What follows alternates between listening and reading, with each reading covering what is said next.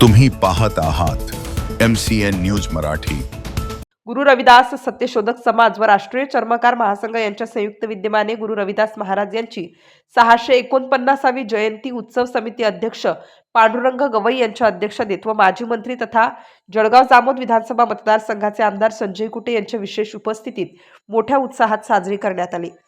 या प्रसंगी नगराध्यक्ष गणेश दांडगे, राष्ट्रीय चर्मकार महासंघाचे जिल्हाध्यक्ष ज्ञानदेव इगडे, विवाह मंडळाचे जिल्हाध्यक्ष गजानन दांडगे, रोजगार विभागाचे जिल्हाध्यक्ष विजय तांदडे, जिल्हा सल्लागार ॲडव्होकेट रवींद्र काकडे, जिल्हा सचिव थोटे, तालुका कृषी अधिकारी अजय वाढे, महिला आघाडी जिल्हा सल्लागार वर्षा इंगळे, महिला आघाडी तालुकाध्यक्ष रुक्मिणी काकडे आदी मान्यवर प्रामुख्याने उपस्थित होते।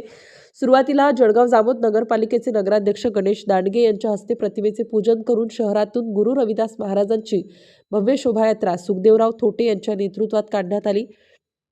यानंतर गुरु रविदास महाराज जयंती उत्सव स्थळ रामदेव नगर येथे मान्यवरांच्या हस्ते गुरु रविदास महाराज व महापुरुषांच्या प्रतिमांचे पूजन व हारार्पण करून अभिवादन करण्यात आले। याप्रसंगी आमदार संजय कुटे यांनी गुरु रविदास महाराज यांचे प्रेरणादायी विचार सर्वांनी आचरणात आणण्याचे आवाहन उपस्थितांना केले।